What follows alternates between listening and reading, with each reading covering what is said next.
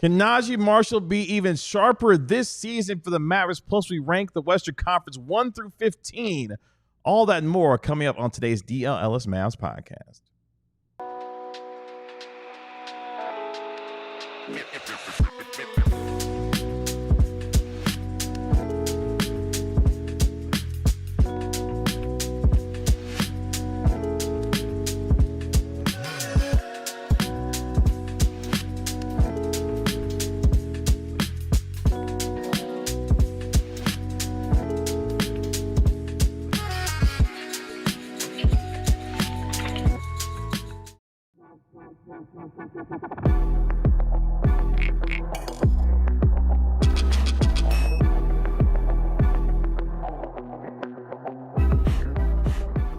Hey, what's up, DLLS Mavs Nation? It's your man, Kevin Gray, alongside Mavericks beat writer Tim Cato, Mavericks analyst Bobby Carella. We, of course, are DLLS Mavs, your favorite guys, covering your favorite team. Less than 2 weeks away from training camp for your Dallas Mavericks. Can Naji Marshall be even better this season after his career year last year? We'll preview his season coming up here in just a moment. Plus, we'll rank the Western Conference 1 through 15 to let you know where we think the Mavericks will fall in this year's very deep Western Conference on this wonderific Wednesday. Tim Cato, what's going on? How are we? That's a good one. I like that.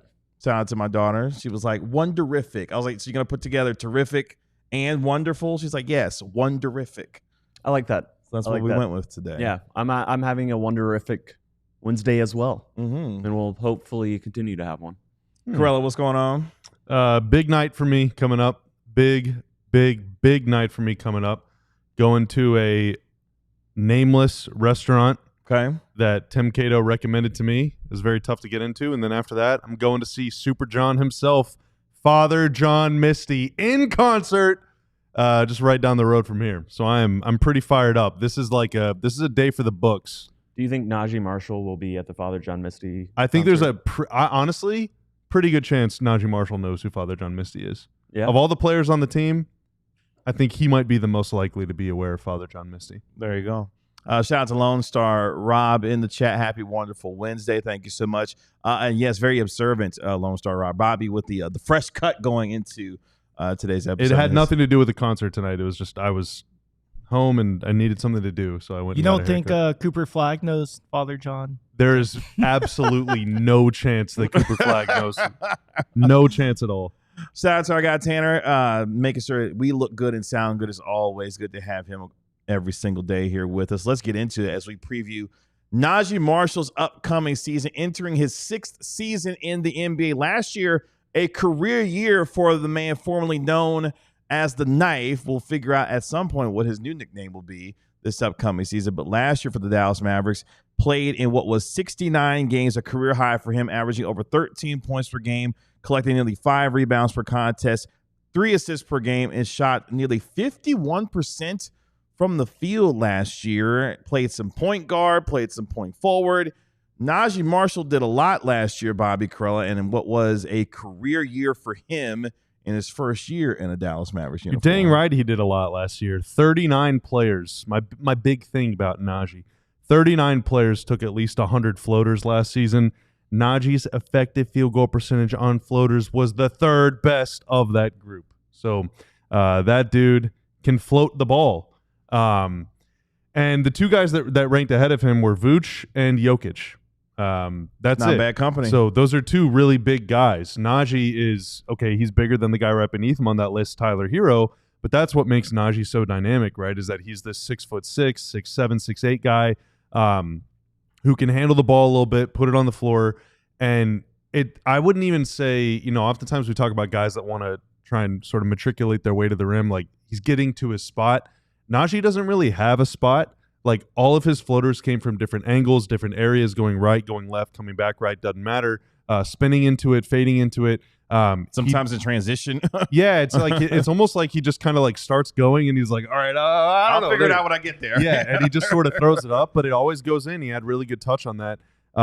So that's the good. The good is that he, PJ is pretty inconsistent with the floater. Tim, during the Klay preview, you talked about how Klay really struggled in that in-between area, that 3 to 10 feet. You're trying to get there, can't get all the way there. But Naji was the most consistent with that shot last year. The downside, not career low, second lowest three-point percentage of his career, only 27.5%. Really struggled from a catch-and-shoot standpoint. In that same Klay preview segment, we saw that Naji's average defender on catch-and-shoot threes like more than 8 feet away from him. Like, teams just completely ignored him, especially down the stretch. And so there's this give and take. He's really good with the ball in his hands. Without the ball in his hands, he can be kind of an anchor that weighs you down. And so going into this season with more competition at his position, what can he do to either overcome his weakness or, find some other way to contribute to get on the floor more? Maybe that's defense. Maybe that's something else. What I like about the floater is it's really a defense-proof shot, because so many modern defenses are designed to get you to drive and to get you to take mid-range shots. And there's always exceptions to that, but teams are not scheming up. They're scheming up rim protection. They're scheming up rotations that will get them out to open three-point shooters. They're not scheming up your third or fourth option driving into an 8-foot floater. They're always going to have weaknesses and have a willingness to, quite frankly, concede that shot. And then you've just got the best floater taker in the NBA last season. The absolute the best one. Like literally like Jalen Brunson-esque, Donovan Mitchell-esque, like a superstar floater taker who's just a role player on your team that nobody is prepping for. I'm sure they put in the scouting reports, Naji Marshall, floater. But you can't really do anything about that. You the only can't. thing you can do is like hug him a little more, but then you're risking drawing a foul, or you're risking him just saying, okay, I'm just going to go past you. Right, 100%. And, when we talk about the Mavericks, and, Damaris was on the show last week? Mm-hmm. Last week. Time flies. And, we had this whole debate about shooting versus spacing and what the difference between the two things are. If there are situations where Anthony Davis and Derek Lively or Daniel Gafford are all on the court together and the paint's just a little busier, like if that all becomes true, Naji Marshall can still get to a floater. Like, even if the spacing isn't ideal, even if there isn't a direct pathway right to the rim, something I have a little bit of concerns about next season when you think about this offense, I'm not worried about Naji Marshall. I'm not worried about his ability to go get into the paint, get a paint touch, and get a really good shot out of it.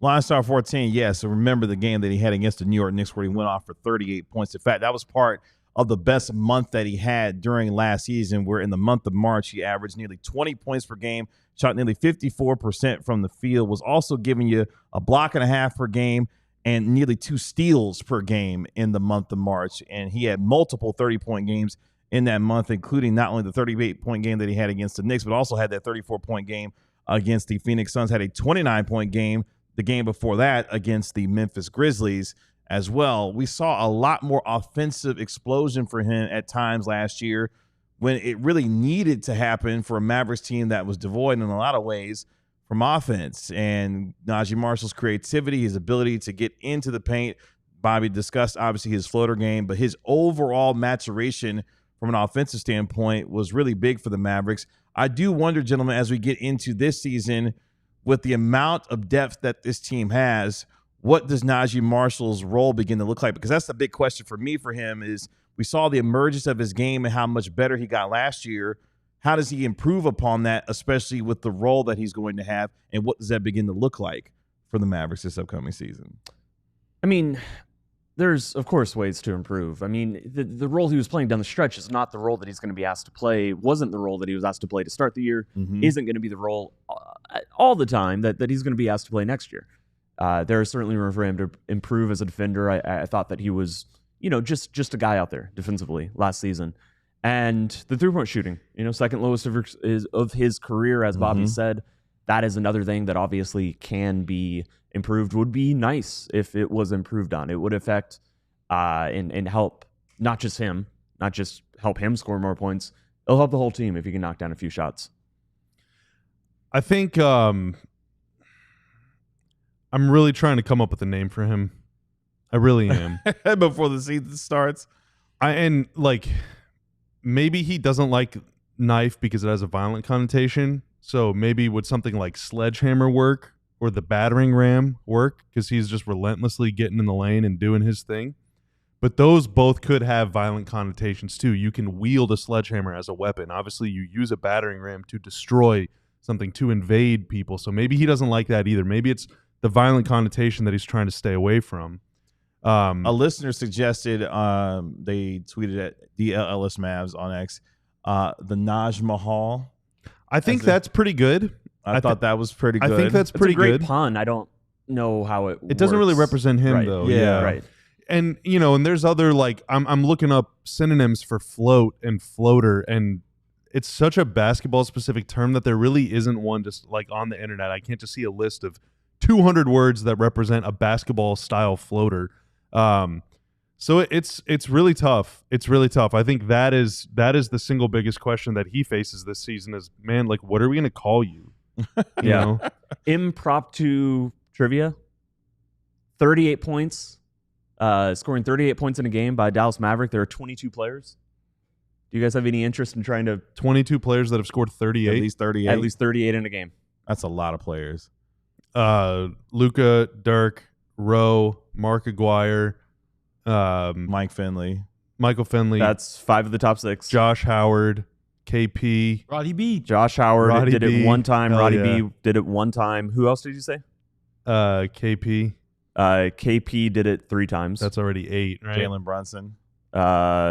Never think he ever did that. did it. I'm not Jim counting Jackson, playoffs. Jamal Mashburn. He did it in the playoffs. Okay. Jim Jackson, Jamal Mashburn. You guys are missing Kyrie, but I'm just going to say that Kyrie. one. Okay, that's a good one. Yeah, obviously. Here, I'll Did I name. get I a don't random- think Nash wouldn't have ever got there, right? J Kidd never got there, did he? Nash did. Nash? And J Kidd did. What? J Kidd What? did it in the 94-95 season. Oh, his rookie year. That barely counts. Barely yeah, counts. yeah, yeah. Oh, Steve Nash did it. it wouldn't have 01, been. 02. Wes got 36. He didn't get 38. No. Yogi didn't get there. Did we ever No. get a random Spencer Dinwiddie 38? Tim Hardaway Jr. Did it twice. Spencer Dinwiddie did it twice? No, Tim Hardaway Jr. Oh, did. Tim Hardaway. Spencer That's- Dinwiddie that's is not on this 14. list. Okay, lightning round. Jay Vincent. Did Jay not- Vincent, yes. Okay, that's 15. Derek Harper. Yes. 16. You're missing a. It wouldn't be Roy Tarpley, right? He never No. got there. Okay. You're missing someone who have it all. Monte Ellis. Yes. Oh, my guy. Oh, My yeah. guy, Monte. What are we at? 17. That's 17 out of how many? 22? That 22. Did you get Sam Perkins? I didn't Oh, get no, Sam we didn't Perkins. get Sam I would Perkins. not have gotten Sam Perkins. Wow, okay. Tony Dumas. Tony Dumas, yeah. Dumas, thank you. Cedric Sabalos. Cedric Sabalos. Oh, Okay, yeah. that's 20. Okay. Nash, Josh Howard, Beaubois, Naji. And Najee. Okay, so And- Najee counts. and Boban, no. OJ Mayo. OJ Oh, wow. How many The times did he do it? legend. Just once? Yeah, just one. He had 40 points early on, I believe, against the Rockets. All right, what can Naji Marshall do this season to outshine OJ Mayo's Mavs career? Or has he already done it? He might have already done it, to be honest with Be you. good for a whole year. That's what he has to do. Najee did that. I know Najee that's did not that. like yeah. OJ was like OJ was, man, you burned bright in the first half, Yeah. my friend. You burned so bright in Man, the those first half. first 41 games, unbelievable. It He was so truly was. It was like, I cannot believe the Mavs have done it. him I and Darren cannot Collison just like, oh, this is the backcourt of the future. Oh and my they Yeah. just, Yes. like, Wow, Darren Collison. Well, you think about it, like all Wow. the qualities. OJ can get a shot off anywhere. Darren Collison was lightning quick, and you get all this space around Dirk's screen. So Dirk sets a screen, Collison drives, but Dirk was hurt, obviously. So those dudes were just figuring it out, and then they decided to go get Mike James, and my God. things just got weird. Dirk started looking very, very hairy down the stretch there. And Was that the beard year? that was the beard year, yeah. Him and Chris Kaman, some truly horrifying stuff. Probably the scariest basketball I've ever watched in my life. Chris Douglas Roberts, Dante Jones, CDR. Troy Murphy, Wow. Josh Cognan, Jared Cunningham, Anthony Morrow. They traded Dante Jones for Anthony Morrow. We talked about that the other day on this We did, show. We did. Eddie Curry was on that team for That's 2 games. right. Was it the first 2 games of It the was the season? first 2 games of He the season. started, right? I think He was started the opening night against the Lakers, and they won that game. He did not start, actually. Oh, he didn't? I Yeah. thought he did. That, Versus the I Lakers? actually Who retconned started? that. Kaman? I can find this in 1 second. Basketball reference maybe that it was. contains multitudes. Uh-oh. It was Elton Brand, Sean Marion. Elton Brand. Yeah, Elton Man was Sean Marion, Darren Collison, Well, OJ Mayo. That was a great Brandon Naji Wright. Marshall preview. Brandon Wright also started. It was a Brandon Wright, Elton Brand backcourt. Should I cut this as a I mean, VOD? front Front court. Wrong one, yeah. Probably not. But shout out to Naji Marshall. Good stuff, Naji. Yeah, title it as a VOD. Guys named dudes. Now, who scored 40 and it didn't count? One, you said it, KG, Jalen Brunson. Another one, Anthony Davis. It didn't Anthony count. Davis, that's right. Did not count. There is not no count. record of Anthony Davis's 40-point game. Because it was in a playing Oh. game. Yep. Yeah, Literally I can no playing record of it. games don't count toward playoff statistics. Oddly enough. So Wait, hang on. There's okay, so Jalen Brunson scored more than 38 in a playoff game. One other person scored more than 38 points, 38 or more points in the playoffs, but not the regular season for the Dallas Mavericks. We just said it, Anthony Davis. No. It was That's somebody else. That's a Can you tell play-in. me the decade? The early 2000s. Nick Van Exel. Yep. Ooh, Nick the Quick. Yep. Hopefully a big season ahead for Naji Marshall and him and the Dallas Mavericks. Let's take our first break here on our show today. When we come back, we rank the Western Conference 1 through 15. We'll go 15 through 7 to let you know where we think the Mavericks may fall in that particular category or maybe higher. We'll do that next. First, this episode is brought to you by Prize Picks. You and I make decisions every day, but on Prize Picks, making a good choice can get you paid. This week, you got the Bills taking on the Dolphins on Thursday night. You know my guy, Kevin. My guy, James Cook. He's Smash going to the over score. on everything. That's just what he does. Yeah. James Cook is going to score more than 0.5 touchdowns, obviously. They also do max discounts every single week. This week's max discount is Patrick Mahomes. Do you think, gentlemen, Patrick Mahomes is going to throw for more than 0.5 passing yards? Yes. I also agree. And so, boom, make that right decision. I really hope not, because I'm playing him in fantasy this week. All right. Well, I hope that Happy he birthday does to Patrick because Mahomes, I've by the way. already made that selection. Download Prize Picks today and use code DLLS to get $50 in lineups after you play your first $5 lineup. That's code DLLS to get $50 in lineups after you play your first $5 lineup. Prize Picks. It is so good to be right. If you look good, you feel good. And if you feel good, you want to show that off to everyone that you know and love. And Branded Bills can help you do that. Whether you need snapbacks, truckers, fitteds, beanies, or tees, Branded Bills has you covered with performance and style. Looking for some gear to make your brand stand apart from the crowd? Branded Bills has you covered with the best custom headwear. Start your order, and their dedicated team will help you create the exact custom apparel that you need and love. Little Birdie told me we got some DLLS coming soon for Branded Bills as well, so make sure you be on the lookout for that. They have a partnership with 40 colleges as a part of their campus collection, including TCU, Texas Tech, and Texas included in that as well, just in time for college football season. So make sure you head to brandedbills.com and use code BBDLLS for 15% off your first order. Again, that's BBDLLS for 15% off your first order with Branded Bills today. Back here on the DLLS Mavs podcast. Thank you so much for joining us here. Make sure you like, comment, and subscribe to the video and to DLLS Sports, and search our podcast wherever you get your podcast for free. Give it a 5-star rating and write a review for it while you're there. I just saw we had a new review for the podcast as well. It was a 5-star rating, so shout out to you, Odorous Dutch Oven. That was the individual who gave us the review, so thanks. That is not an insult. That was the username. That was literally the username of the person who dropped the review. So thank you. Appreciate that. Let's talk a little Western Conference here. Shout out to our guy, Mark Stein. He is off for the rest of the week. We'll see him in a couple of weeks when we get ready for Media Day and for training camp, less than 2 weeks away. But we're going to help him out a little bit as we rank the Western Conference 1 through 15. And we're going to start 15 through 7. So the three of us and you as well ranked the Western Conference teams 15 through 7. We'll go 6 to 1 in our next segment. So I have not seen what these two gentlemen have ranked their teams 15 through 7. One person on this panel has already seen everyone's, Bobby. I haven't seen everyone's. I've just seen sort of like the color schemes. The color schemes? Okay. Yeah. So we're going to all be revealing right now and having not known what the teams that we rank. So here we go, Tanner. Let's see what we got for teams 7 through 15. So I have the Warriors in 7th. I have your Dallas Mavericks in 8th. The San Antonio Spurs at 9. The Memphis Grizzlies at 10. The Blazers at 11. The Phoenix Suns, shout out to our PHNX folks, I have them at 12. I have Sacramento at 13. The Pelicans at 14, and the Jazz pulling up the rear at 15. Warriors, Mavericks, Spurs, Grizzlies, Blazers, Suns, Kings, Pelicans, Jazz, 7 through 15 for me. Lakers, Spurs, Mavericks, Grizzlies, Blazers, Pelicans, Kings, Suns, Jazz. I don't know how well this is going to translate to the audio listener. Probably pretty badly. Maybe you should do it again a little slower. Okay.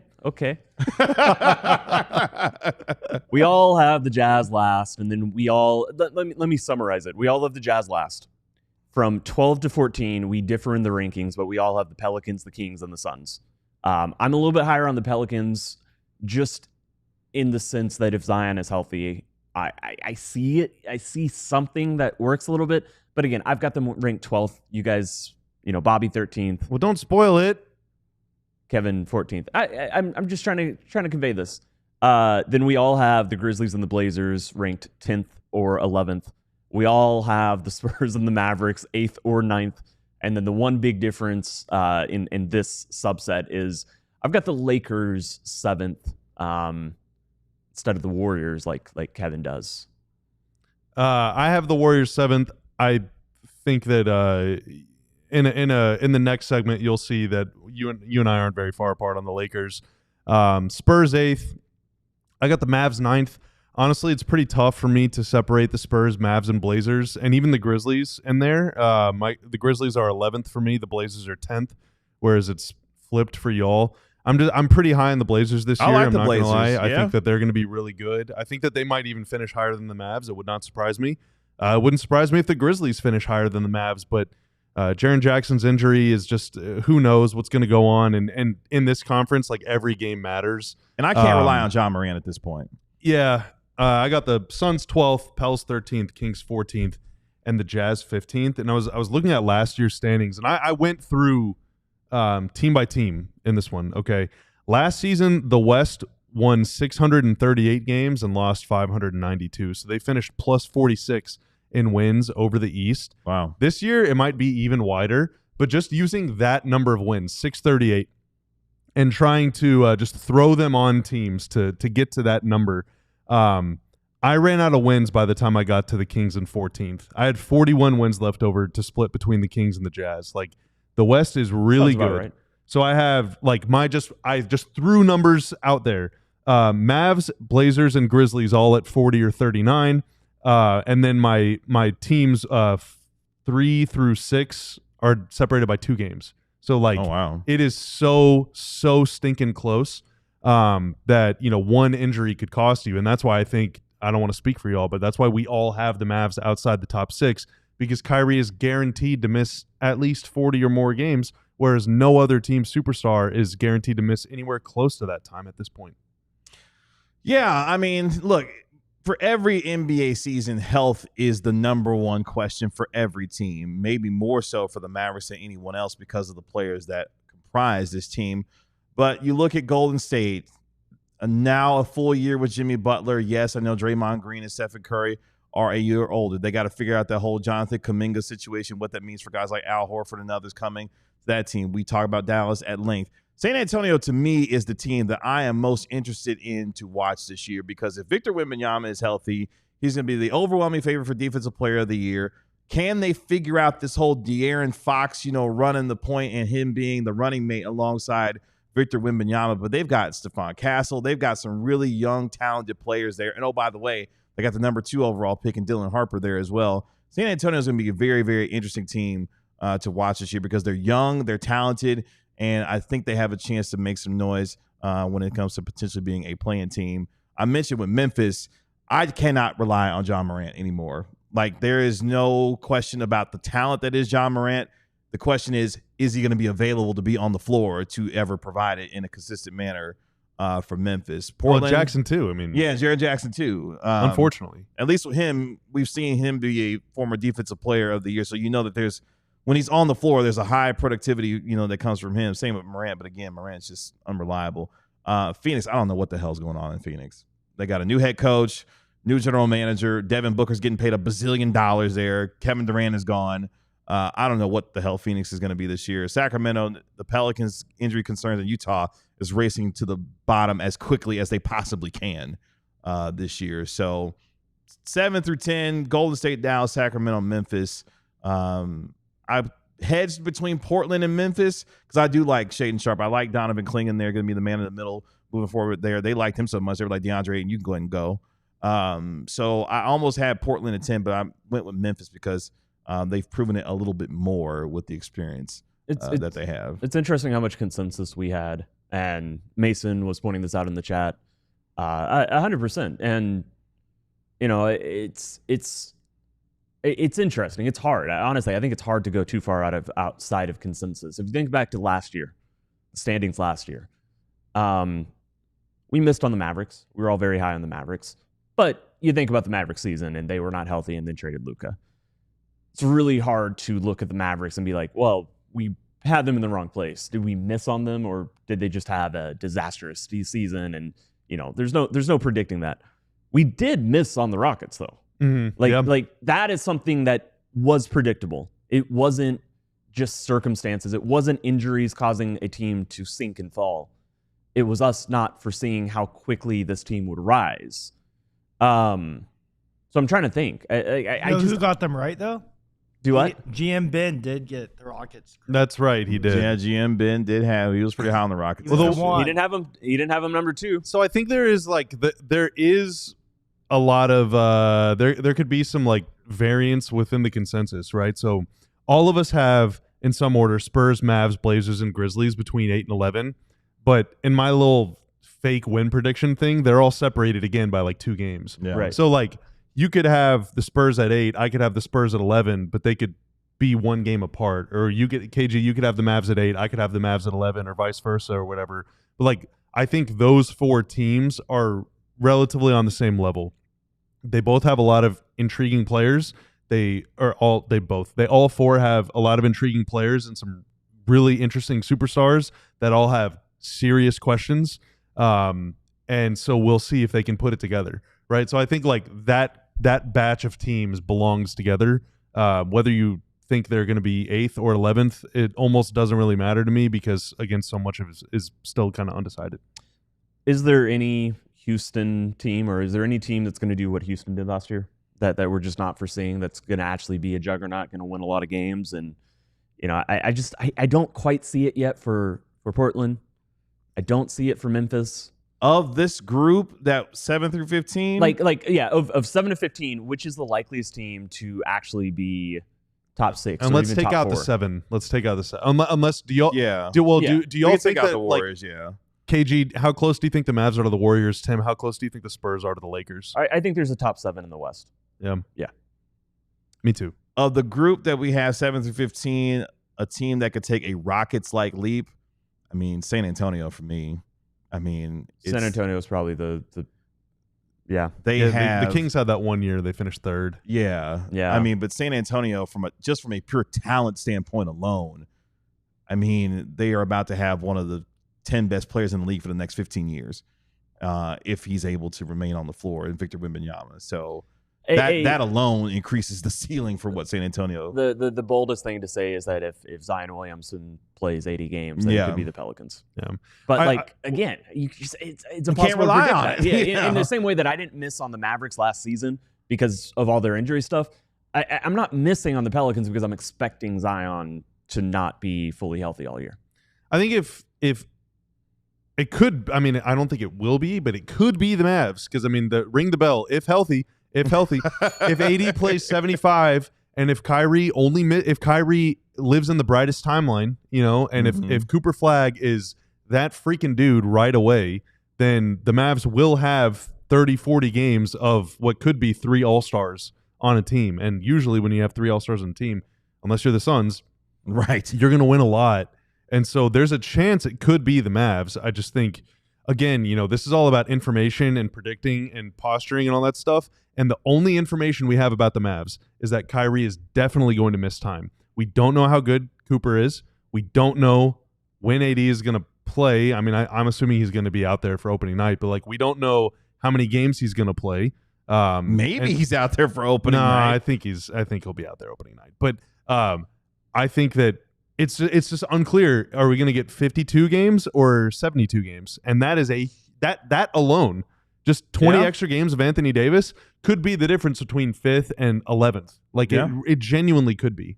The amount of tiebreakers that separated seeds 3 through 7, 8 last year was kind of insane. I mean, the Lakers had to have a series of tiebreakers to get the 3 seed in order to get there. So 3-140 or 3-150 and 8-148 last year. So 2 games. 3 through 8 was divided by 2 games. Yeah, it's insane. So that just shows you how deep the West is going to be. But that's our predictions for 7 through 15 this upcoming season. Coming up next, we'll go 6-1. Who's the top team in the West, and where does the top 6 teams fit for the 3 of us? We'll discuss all that and more coming up next. I'm sure all you lovely folks are already supporting us as diehards, because why not? Why wouldn't you be? Why wouldn't you become Bobby's best friend? Yeah. Real life best friend. Just in case you aren't, let's run through what a diehard membership can get you. First of all, immediate access to all of the premium written content, covering all of the teams you love here in the Dallas-Fort Worth area. Also, when you sign up the membership, you immediately get a free shirt, which is our sale still going on. We still have a sale going on. If you sign up and you're a new member, oh my God, you get a free shirt every time. And like look at this stuff. Like, you're gonna want that free shirt, and then you're gonna want to also pop into the up to 85% off sale and buy some more. You're gonna start wearing DLLS gear every single day. Here's the thing, Tim. Here's the thing. Here's where it's even better. It's like we're running a sale right now, right? So you can just scoop up a bunch of stuff for cheap. Right. You don't have to use that code right away. Obviously, this sale isn't going to last forever. So get all this stuff that it's on sale right now, and then you can use your free shirt coupon code thing a year from now. For example, it's not really a Cooper shirt. Is there yet? Well, there's a shirt about capturing the flag. But for example, like Natasha Bedingfield once said, the rest is still unwritten. We're always releasing new shirts, right? So the stuff we have right now is on sale, but you could just hold on to that code because in another month or 2 we're releasing more stuff. I could totally imagine that, Cooper Flagg might be someone who might be the inspiration of shirts to come. Does he listen to music? That will be on a shirt.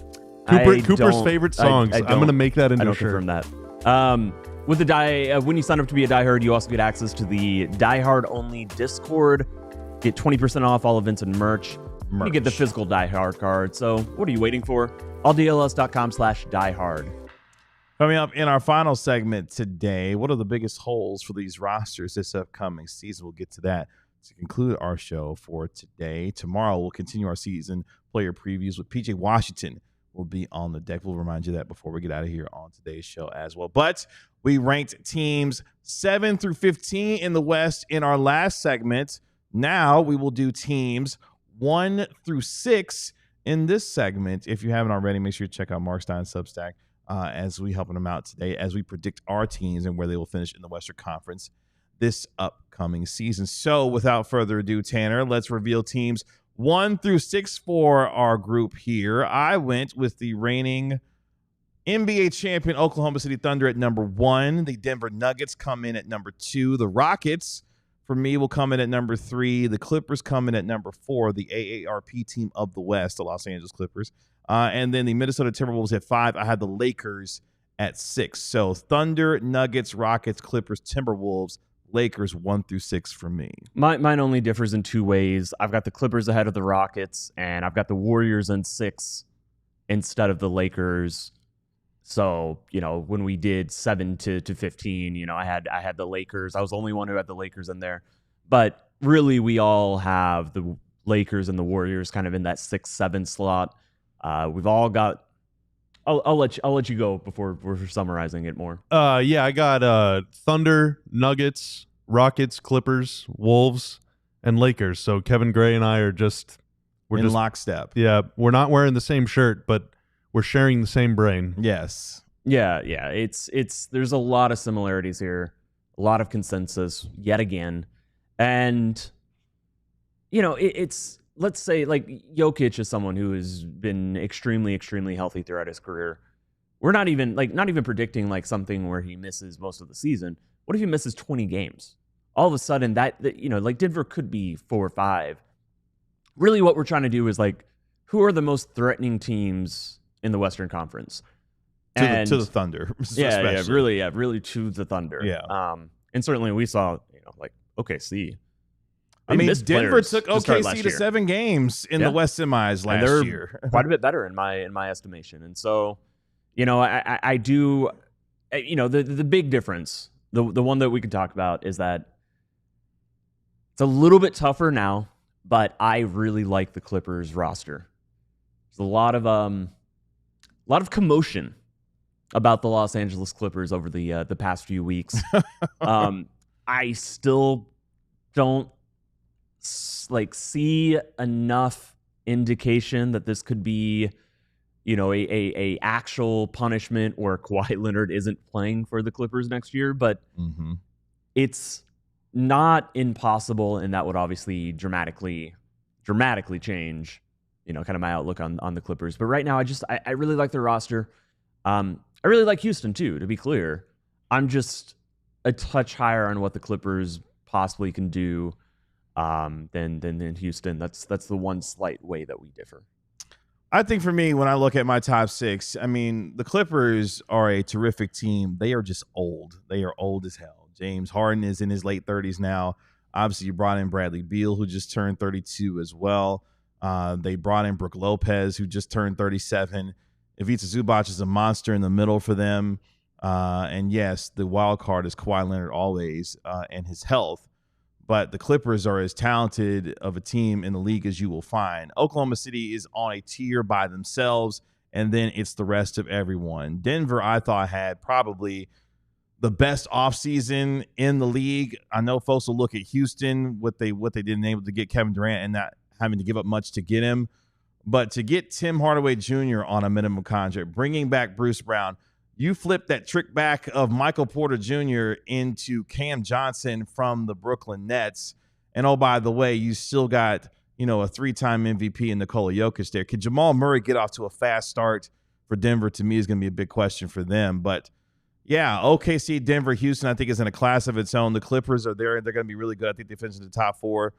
The question that I keep having for people is, why are they down on Minnesota? Because I feel like as we've gone into the summer, as we get ready for the year, folks are more down on Minnesota than what I would anticipate. I know they lost Nickeil Alexander-Walker. I know he's not there anymore, but they still, Julius Randle, Anthony Edwards, Nasri, who they brought back on a monster contract.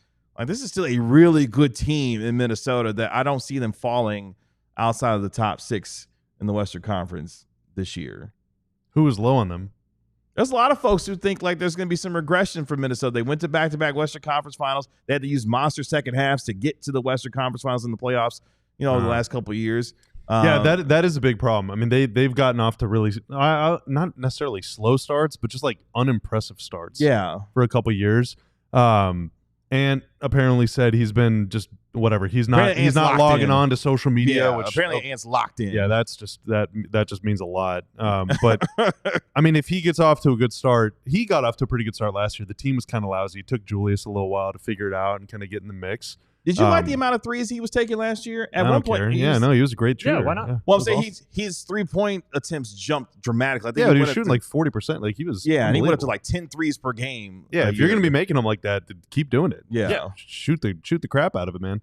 But yeah, I think they had to incorporate Julius. So last year, it kind of makes sense, right? Because you got to get Randall figuring it out, and Randall's like a very unique kind of player. And then it clicked, and they were awesome. So I think that this year they're like a rocket ship, not to be confused with the Houston Rocket ships. But yeah, I mean, so in my little fake prediction, Rockets 53 wins, Clippers 51, Wolves 50, Lakers 50, Warriors 48. So I got them all bunched together again. Like I think those teams are. It wouldn't surprise me if the Clippers finish 2nd or 7th. Yeah, it wouldn't surprise me if the Warriors finish 7th. I don't think the Warriors will finish 2nd, but the Warriors could certainly finish like 4th. Yeah, 100%. Like I think easily I can see a scenario where the way the regular season falls, the injuries fall, timing falls, luck falls. Luck, you play 82 games. It certainly removes a lot of the element of luck, but not fully. there are scenarios where just everything goes Minnesota's way. They're the second best team in the Western Conference. I still not sure I can see anybody surpassing OKC, who is probably winning 60+ games again. Mm-hmm. Again, they were injured for a lot of they had J-Dub playing center for weeks at a time last season, and they still comfortably won 68 games. So I think that's still. We found out Jalen Williams was tearing with a torn ligament in his wrist during the majority of the postseason last year. There is a little bit of hope. There is just the tiniest amount of hope, guys. Nikola Topic finished summer league shooting 33% from the field and 20.8% on threes. He's gonna bring him down. Yeah, right. Yeah, so they're gonna win 67 this year. As well. Yeah. Right. So as of yet, they do not have another superstar coming. Although who knows? Watch him be amazing. Well, that's the thing about OKC is that they're so deep. Like, you could see already through a crystal ball what some of the replacements look like for that team. Like, if Lou Dort gets priced out at some point, oh, that's okay. Case and Wallace is sitting there right behind him, ready to go in and start. I mean, hell, he started an NBA Finals game to the surprise of all of us against the Indiana Pacers. Like, they've got guys already there that they feel like they can move on and be comfortably able to pay all these guys. They've got Chet paid. They've got Jalen paid. They've got, SGA paid already. Like, the idea that cap hell is coming for Oklahoma City, yeah, that's not necessarily the case because they got a horde of draft picks and they've got flexible contracts already on the books for them. So they're going to be in this position for a while as long as health remains there for them. Obviously, the team that we didn't talk about nearly as much, the Lakers I have there at 6.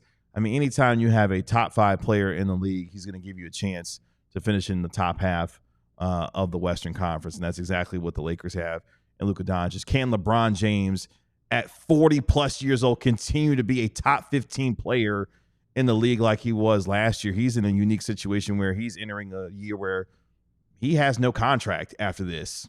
He will become an unrestricted free agent at the end of this upcoming year. So they've got decisions when it comes to Austin Reeves and other guys are going to be looking to make a lot of money. And oh, by the way, they brought in, Yeah, I think for the Lakers, it's pretty much about how far can the new guy take them. It really is, all about Jake LaRavia in LA right now. That's right. That's what the streets are talking about. That's what the fan base is buzzing about. That's right. They're excited. They finally got the Jake LaRavia. That's right. Well, I have said numerous times, I'm not super high on the Ayton edition. I'm not super high on Marcus Smart. I'm not super high on the Lakers in general, but I do think, having seen Luka just win a lot of games at Dallas, obviously I'm a little biased toward that. But also I never underestimate just like this mystical force field that surrounds the Lakers. And there's just a lot of forces of nature that just seem to like blow the wind in the perfect direction for them. It would not surprise me if the Lakers win 3 more games than they should this season. So the thing about Ayton real quick is, when Ayton was playing with a Hall of Fame point guard and Chris Paul, he had the best year of his career in a team that went to the NBA Finals, with the Phoenix Suns, of course, losing to the Milwaukee Bucks. Like, this is going to be the best player that DeAndre Ayton has ever played with throughout his career so far in Luka Doncic. We saw how Luka was able to lift a team to go take them to the Western Conference Finals a few years ago. I can imagine Ayton has somewhat of a renaissance playing with this type of player because Luka is just that damn good, and I think he's going to put him in a lot of positions to succeed. The question for Ayton is, does he have enough care and enough motor to make this last for 82 games to be the kind of effective player that he is? Because when he is playing at that kind of level, I mean, he's pretty damn good, and now he's going to be playing next alongside Luka and LeBron. So Ayton's a wild card there, but I think he's going to have actually a really good year for them just because. He always gets his numbers. Even in Portland, Portland was very willing to let him go, but he got his numbers in Portland. He hits those mid-rangers out of, he's one of the best mid-range guys in the whole NBA. The question with him is, is he too passive about taking jumpers over actually like finishing at the rim, actually dunking? That was a problem that haunted him back to Phoenix. And then statistically he's a decent defender, but the totality of the motor of making the right decisions, making the right rotations, playing within a scheme, being part of a scheme, those are all outstanding questions 100%. I mean, there's a really good chance that their best, most optimal starting five or closing five or whatever is like Luka, LeBron, Reeves, Marcus Smart, and DeAndre Ayton. That is four guys on defense that I'm not really afraid of, and then one in Marcus Smart, who has not played a lot of basketball the last couple of years. I think they face a lot of serious question marks, but they obviously have a super high ceiling too. Yeah, if Smart is anything what he was and his Defensive Player of the Year rate, I mean, on a discount that they got for him, that could be really, interesting for them. But yeah, I mean, the Lakers were starting Jackson Hayes at center last year. Anything aside from Jackson Hayes is an upgrade for them at the center position. But if you want to, you can They go should back. go get Goga. Goga Batate. Yeah. You can go back and look and see where we have our rankings 7 through 15 for the West and also 1 through 6 for the West as well by going back and watch or listening to our podcast. Well, shout out to Sarah who's in the chat with us here today. Let's take our final break here on our show today. When we come back, what are the biggest holes for some of the most talented teams in the league this year, including this one for the Dallas Mavericks? All that and more coming up next.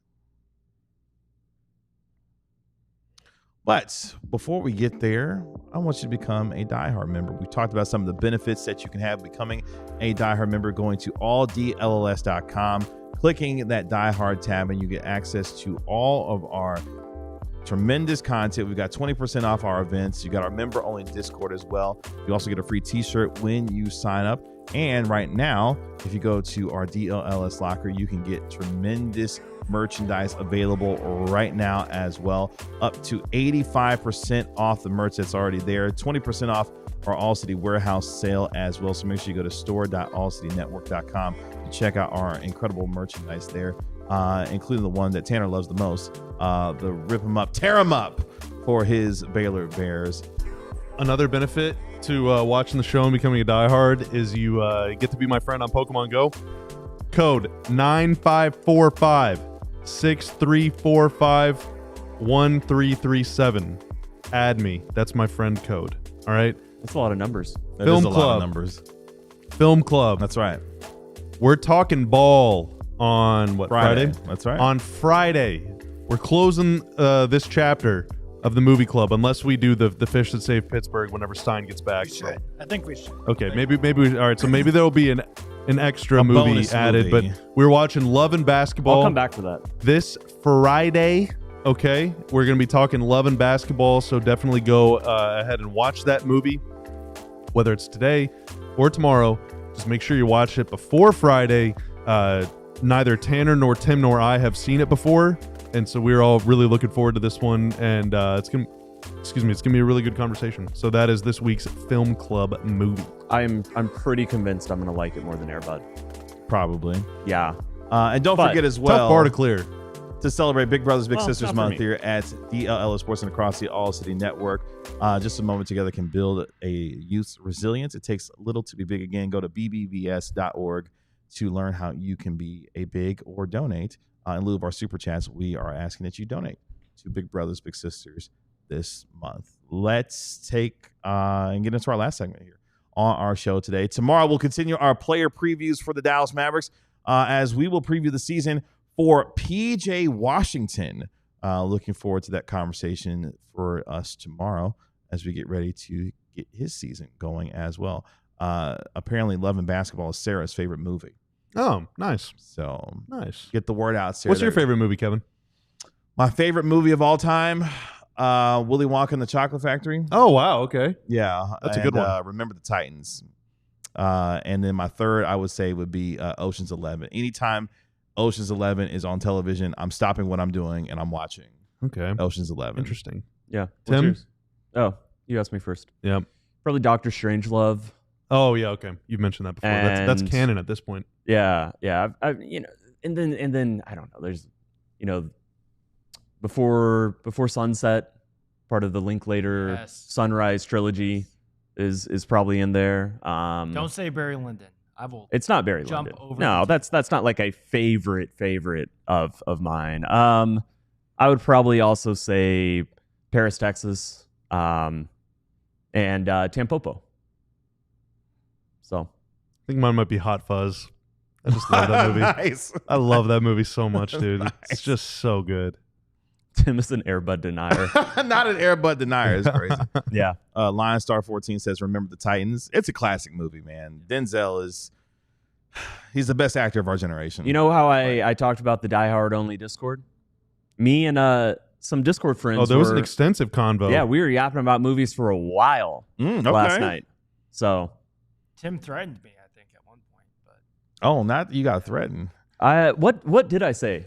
I tagged you about how you're just a Barry Lyndon hater. yeah. And then you also said if I said I didn't like any of his movies, you were just gonna quit on the spot. So I don't think I said that. I'll bring. Oh, keep going. Okay. Okay. Lone Star Rob says they've added you, Bobby. Nice. For your friend code there. Sarah says, "Love and Basketball is actually just my favorite basketball movie. Favorite movie ever is Galaxy Quest. Oh, wow. Or No Country for Old Men." You want to talk about one of the creepiest characters to ever set foot in cinema. What Harvey Bardem did in No Country for Old Men is still terrorizing people to this day. But I believe he won an Oscar for that. Sarah, correct me if I'm I wrong. think so. Galaxy He did for sure.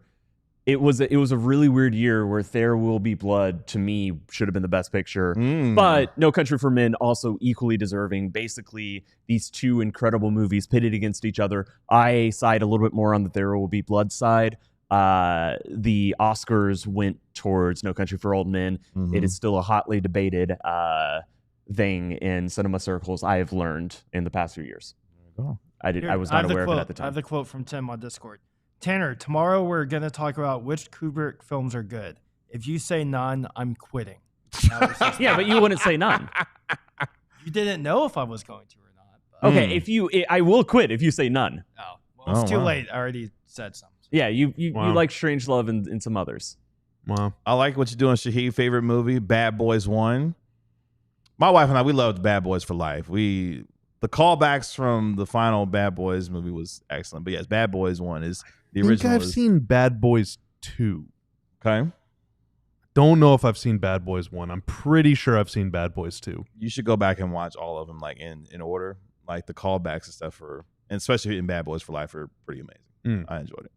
Let's finish up here today. And then the biggest roster holes for the 30 teams in the league, including this one for the Dallas Mavericks. This is one of my favorite times of the year when we get close to NBA season because you start to see the content flow. Obviously, teams are getting ready to play games. Obviously, preseason's right around the corner. The Mavericks, of course, will have Media Day on September 29th. They'll open up training camp in Vancouver on September 30th. So basketball is in the air, or for Tim, he just likes to smell it, apparently. All that is coming when it comes to basketball season. But what are some of the biggest roster holes, some of the best teams in the league? Would you like to pick a team, and I'll let you know what their biggest hole is in the league for their team this upcoming year? The Washington Wizards. The Washington Wizards. The Atlanta Hawks, if you don't want to scroll that far. You would make me go all the way Sorry, down. I didn't do it on purpose. It's too late. It's too late. The Washington Wizards, according to the worldwide leader, according to Kevin Pelton specifically. Yes, Kevin friend Pelton. of mine. That's right. We love Kevin Pelton. We love all Kevins, actually. Oh, do we? We do? We do love all Kevins. No, I meant Kevin Pelton. We love him on the show. It's I guess. I've never spoken to him before, so I have many times. He's a good dude. Nice. Biggest roster hole for the Washington Wizards, power forward, going into this upcoming season. So I also read this article, and I do one thing I enjoyed about it is that he got, Kevin Pelton got very specific about some of the things that he is asking. If I may spoil and read a couple. So for example, the Boston Celtics, their biggest roster hole is two-way center play. It's not just for Washington, it was who's going to be a very bad team. It was power forwards, but for teams that are better, it tended to be like a kind of like multiple adjectives before the issue. The Atlanta Hawks, it's second unit playmaking. For the Brooklyn Nets, it's playmaking experience. For the Chicago Bulls, it's defensive disruption. So it's not just saying like, oh, they're missing this. It's like trying to really narrow in, focus in on what this team's and their roster's perceived biggest flaw is. For the Dallas Mavericks, it is playmaking. Which we've talked about in the show extensively. Yes. Just that. Yes. Just playmaking. Yeah. I just thought in the context of this whole article, it was funny how just direct Kevin Pelton was about it. Playmaking. That's their hole. D'Angelo Russell was brought in to help some of that. Cooper Flagg is going to be asked to do some of that this upcoming season as well. Brandon Williams going to get a shot at it. Dante Exum going to get some opportunities to do that. I would tend to think, for me, it's the three-point shooting. We talked about Naji Marshall in his upcoming year. You know, a guy that shot under 30% from the three-point line last year. If he could provide some punch from the three-point line, I think that's going to be huge, especially for that second unit to find some additional scoring. Because right now, your best three-point shooter on this team is Klay Thompson, and he may not be a starter by the time he gets to the end of the season, depending on what happens, you know, rotationally for the Mavericks. So I would go with three-point shooting because they don't have a lot of it on this team this upcoming year. Yeah, I mean, we had the whole debate about playmaking, three-point shooting. Bob, is there a team that you're interested in terms of the biggest hole that they may have this upcoming year that you want to know about? Actually, I'm sorry. You're fine. That was very rude. You're of fine. me. No, because That was incredibly I want to rude see of what me. team he picks. you're fine. Just no, take it away. I was gonna ask, like, what type of hole would you give to the Oklahoma City Thunder? I haven't actually seen this one. I haven't seen it either. Let's just go with it. Boredom. That would be mine. How about a new arena? That's what they went with. Why? Groundbreaking on the team's new arena across the street from the Paycom Center, plans to open in 2028. Oh, it's like he's saying like there's a big hole in the ground. Certainly, that will That's leave. the biggest hole. Certainly, that will leave a bigger hole Gotcha, than any on the roster of the defending champs. That's right. Who I return think their the entire biggest rotation. hole in the Oklahoma City Thunder is in the big O, the capital O in Oklahoma. Yeah. That one is larger than the small O. Got at the end of Oklahoma. Yeah, or in Yeah. any of the A's, which I guess there's two. Oklahoma. In fact, here's a fun story about Oklahoma. Okay. The last time that I saw Father John Misty in concert was in Oklahoma. Specifically where in Oklahoma? Guess. I'm blanking on the name. The name of Norman. the city. No. It's a good guess. Stillwater. That's a worse guess. Oh, wow. Jasper, Oklahoma. Well, I don't know what that is. Ennis. I got to bust out a Mapsco. And this is in Texas. That's right. I believe there's an. Is this a trick Or question? maybe You it's just in gave me It was in Oklahoma Tulsa. City? All right, I Oh, saw it's in Father John Tulsa. Misty in Tulsa. Oh. It was about, in fact, it was almost 2 years ago to the day. It was at the end of August in 2023. So it's been a while since I've seen my guy. Shout out to Sarah. She said Tulsa. But we'll allow it. Tonight will be my fourth time seeing him in concert. Who have you seen in concert the most, and how many times have you seen them? I've Usher. seen Mitski the most. I've seen Mitski like 5 times. Okay. Usher? I saw Mitski at Club Dada, which is just a tiny little venue that I have also done a show at.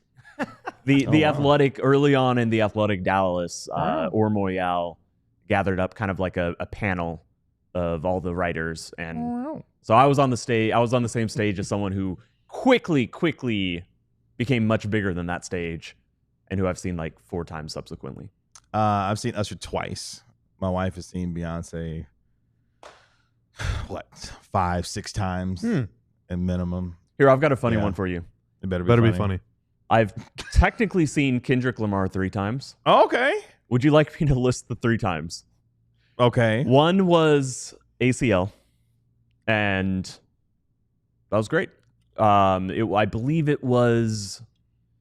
I went in 2013 and 2016 to Austin City Limits, and he was still playing like the song name I can't say, but he was playing deep cuts. This I think was maybe Good Kid, Mad City had just come out or was about to come out. And then the subsequent 2 times that I've seen Kendrick Lamar was when he showed up to perform at NBA All-Star games. Oh, wow. Okay. So I've Those technically those count? I don't count. think they really. Well, I I mean, feel like kinda. kind of do. Okay. I have physically laid eyes on Kendrick Lamar Does a performing 15-minute his own performance at music. the All-Star game count as a concert? Yeah, but Okay. I'm pretty sure he did it twice. I'm pretty sure it was. I know for sure 2015 in New Orleans or 2016 in New Orleans. I saw him then, and he performed at that one. I believe he also performed 2020, which was the other All-Star. I bet on losing dogs. What? It's a Mitski. You don't know Mitski? No. That Oh. seems like You said seems that so so up your randomly. I alley. was like, what is this? I'm coming actually shocked You don't even know her at all? No. Wow. Lionstar14 says, living in Vegas, they've seen Bruno Mars 3 times. I'm trying to see Bruno Mars in Vegas this year. I think he's doing 2 shows on December 30th and on New Year's Eve. So on the 30th and 31st of December this year, Bruno is performing in Vegas. So I've been trying to see him in Vegas for a while now. Maybe we'll see what happens at the end of this year. Appreciate our Tanner making us look good and sound good as always. Thank you, sir. Really appreciate that. That's our Mavericks analyst, Bobby Krell. That is our Mavericks beat writer, Tim Cato. I'm your host, Kevin Gray. We are DLLS Fans. We'll talk to you tomorrow Father at John 12 Misty, if you're p.m. listening, I'll see you soon. As we preview PJ Washington season and more. Y'all have a wonderific Wednesday. We'll talk to you tomorrow. Y'all be good.